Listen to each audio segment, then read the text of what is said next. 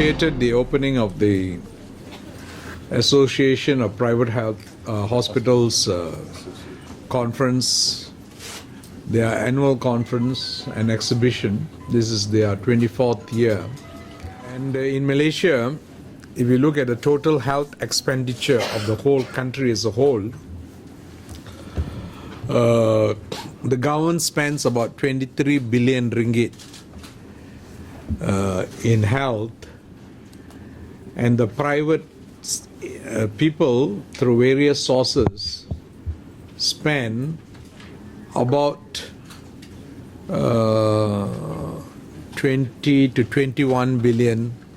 In the long term, in the world, all international organizations consider any country in which the overall, that means of the total, if you take the total health expenditure, that is the nearly 45 billion ringgit we are spending in total.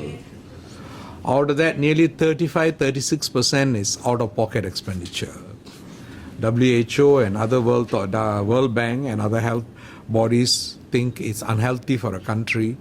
That large amount of money is paid out of pocket, because the risk of out-of-pocket payment is it can lead to what we call financial catastrophe. That means there could be a situation when you're ill, but you don't have money. We are advised to reduce it to less than 15 to 20%. So how we are going to do that, this is a challenge, and this is what the Ministry of Health is now trying to do. We are doing a study with Harvard University on trying how we can actually remove that challenge out of it. There are weaknesses in the current system. For example, even in our private healthcare insurance, there is not the ideal kind of schemes which we have. For example, they got selection criteria. Some people will be eligible, some people won't be eligible. Then there's coverage issues. There is a limitation of coverage. And then there's age issues. Beyond a certain age, private health insurance doesn't come into play. Because for the long-term sustainability of our healthcare system, we need to look at other models which will help us to sustain this model. The government, of course, will continue with its responsibility of providing care for all Malaysians. But our challenge is, as healthcare becomes more and more expensive and the population structure changes and expectation of people becomes higher and higher, policies, definitely we have to work with the private sector, because private sector has got capacity where some areas is underutilized. Public sector is overutilized in most areas. How we can cause the shift.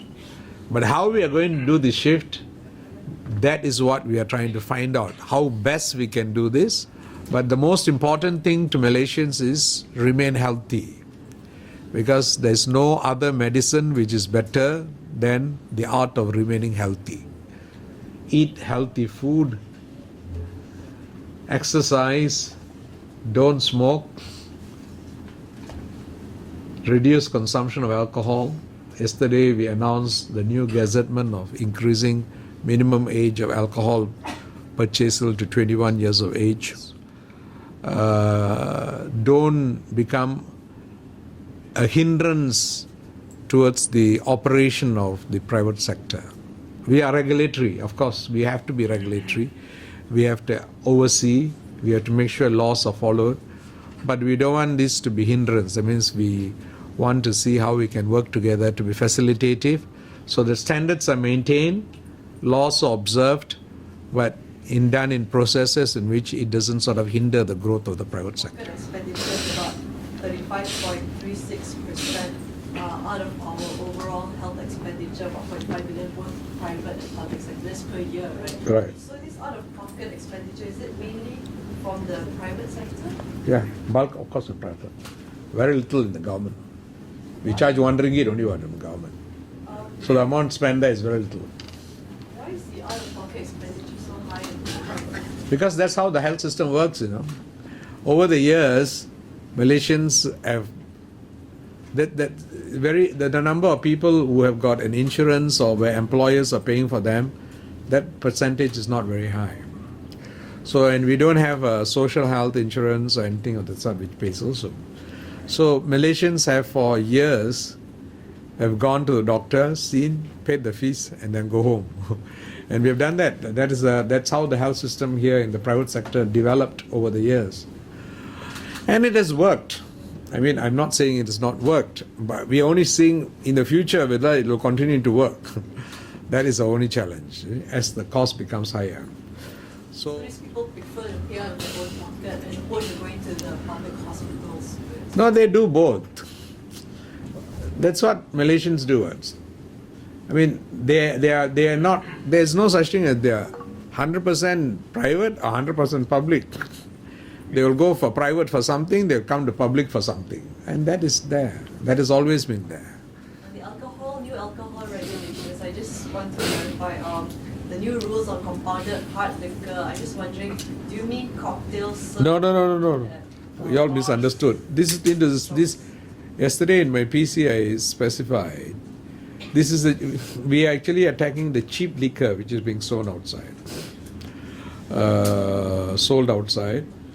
Which you can buy in coffee shops at about 7 ringgit, 8 ringgit. They all actually compounded hard liquors. They are mixtures of various kind of concoctions which are made. And it's a social problem and it's an unregulated industry so far. So we want to regulate that by doing what we did yesterday, so that the minimum sizing will be 700 ml. That means you cannot buy this 100 ml packs or 60 ml packs, which fellows will buy, put in their pocket and walk across, buy two and put in two pockets and then go. And the price will go up from the 7 ringgit or whatever it is now to about 40 to 50 ringgit. So by so doing, we hope that that population which is facing massive social disruption because of that will not have access to that. So that is that, you know. So it's a specific product. It's nothing to do with cocktails in receptions and all that. They are very sorry for what happened to sons-in-law to our TPM. Yesterday that during, I'm not very sure, teeth treatment at the clinics. Dental treatment. So how is it? Well, we will investigate it. I've asked our Bagian Amalan to investigate this.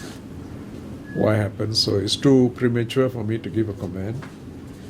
Because my deepest condolences to the family of our Deputy Prime Minister and his daughter on this very unfortunate thing. Because it's very tragic, for a healthy person, for a thing which is dental, and then at the end of it, something like this happens. But it's too premature for us to say why it happened, so let the investigations be done before we can conclude. Maybe why? No, I will be just speculating if I answer your question.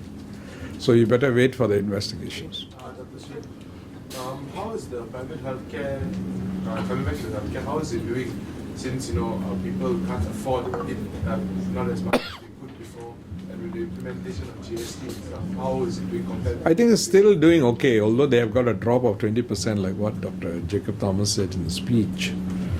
I think all the private healthcare major companies are still reporting profits, maybe lesser than what they used to do before. And the doctors also earning money, so I don't think that's an issue as far as that goes. Of course, patients tend to choose, because they got this flexibility of choosing into private and public. We see this economic manifestation very commonly. When the oil palm rubber price is at its peak, you'll find less patients in government hospitals, more in private hospitals, private clinics. When it dips, you will find a shift. That's okay. People make their choices. I mean, that's fine. At least we are providing a protection. Hi, yes, Dr. Sri. I was wondering, you did mention that, the lack of social health insurance program in Malaysia in general. Have you ever had any thoughts on like? Well, this is something we've been thinking for a long, long time. So, of course, in our the study of the health system which we are doing now, this is one of the issues which we are seeing, not so much as what model, but how are we going to ensure the long-term financial sustainability of our healthcare system.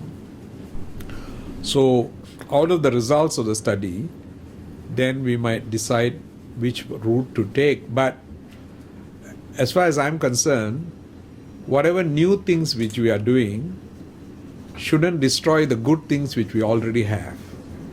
This is very important. Because if you look at the world over, everybody is fighting to put in their systems right. And when they look at Malaysia, they say, you seem to have something which is working. And of course, because something which is working. Because all Malaysians have got access to healthcare, you know. And then, so we want to make sure that that doesn't change. That doesn't change.